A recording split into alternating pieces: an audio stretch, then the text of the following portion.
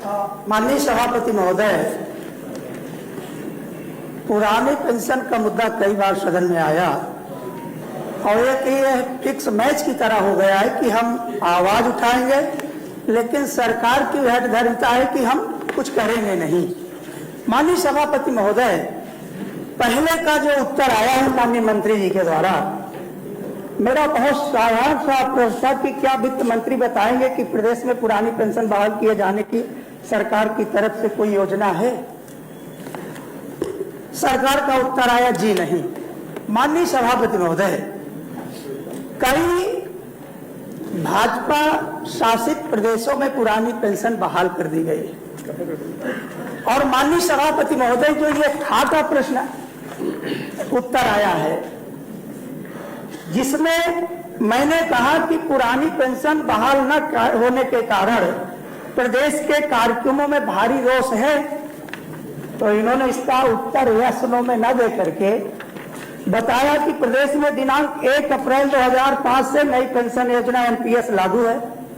नई पेंशन प्रणाली सरकार के राजकोषीय स्थिति में संतुलन बनाए रखने तथा न केवल सरकारी कर्मचारी अपितु संगठित असंगठित क्षेत्र के कार्मिकों एवं सामान्य जन के लिए बेहतर राष्ट्रव्यापी वृद्धा व्यवस्था सुरक्षा विकसित करने के उद्देश्य से लाई गई है। माननीय सभापति महोदय, जब शिक्षक कर्मचारी ये कह रहे हैं कि हमें बेहतर नहीं चाहिए, हमें हुबहू पुरानी पेंशन चाहिए, तो सरकार जबरदस्ती उनको बेहतर क्यों दे रही है?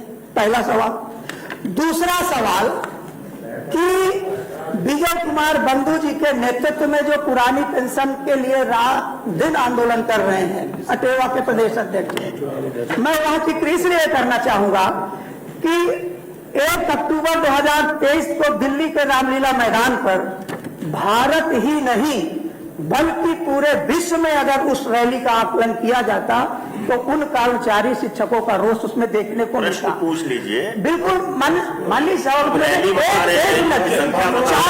4 फरवरी, माननीय सभापति महोदय, 4 फरवरी 2024 को लखनऊ में लाखों कर्मचारी शिक्षकों का अरे अनुपूरक क्या है? अनुपूरक। शांत रहिए भाई, आप लोग शांत रहिए। अनुपूरक मेरा यह है माननीय सभापति महोदय कि मैंने सरकार से सिर्फ यह प्रश्न पूछा कि पुरानी पेंशन न लागू होने के कारण शिक्षक कर्मचारियों में कोई रोष है कि नहीं, सरकार को यस नो में उत्तर देना चाहिए।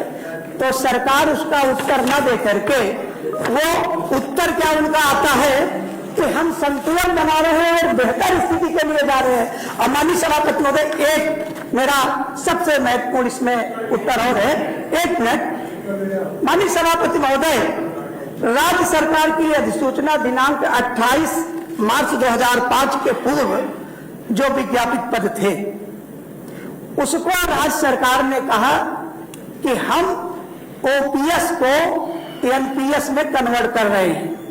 हमारे बहुत साथी जो शिक्षक थे, जो कर्मचारी थे, उन्होंने पुरानी पेंशन का चुनाव कर लिया है, लेकिन अफसोस मुझे इस बात का है कि जो एनपीएस में कर्मचारियों का और राज्य सरकार का जो अंशदान कटता था ओपीएस में, आज तक वह ओपीएस का पैसा उनके जीपीएस फंड में कन्वर्ट नहीं हो पाया। माननीय सभापति महोदय, आपके माध्यम से मैं यह अनुरोध करूंगा कि कम से कम अगर सरकार उनके लिए यह व्यवस्था कर दी है तो जो उनके गाड़ी कमाई का पैसा है वो जीपीएफ में कन्वर्ट तो हो जाए।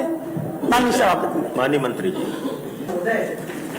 माननीय मंत्री जी ने प्रश्न को घुमा दिया। मैं कह रहा हूं कि जो हमारा कर्मचारियों का, शिक्षकों का पैसा एनपीएस खाते में डंप है, वो पैसा जीपीएफ में जो 28 मार्च 2005 के पहले विज्ञापित पद हैं, उन पदों में जो व्यवस्था सरकार ने दिया है तो कम से कम वो पैसा तो ट्रांसफर हो जाए। जो आपका पैसा एनपीएस खाते में है उसको कर्मचारियों का, उसका शिक्षकों को कोई लाभ नहीं मिल रहा है।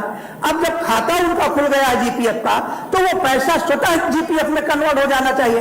और दूसरी बात, माननीय मंत्री जी, मैं बता दूं कि कई बार सदन में कहा गया कि पुरानी पेंशन ये सपा गवर्नमेंट की स्कीम है। माननीय सभापति महोदय, 2004 में माननीय अटल बिहारी वाजपेयी की सरकार ने केंद्र में लागू किया पुरानी पेंशन को, और ये लोग कहते हैं कि इन्होंने पाप किया है। हम अपने पाप का प्रायश्चित कर रहे हैं, लेकिन आपने जो महापाप किया उसका प्रायश्चित कौन करेगा? ठीक है, चलिए बैठिए।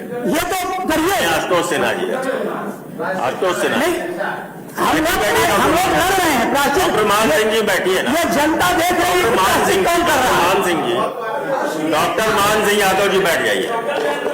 आशुतोष सिन्हा जी। माननीय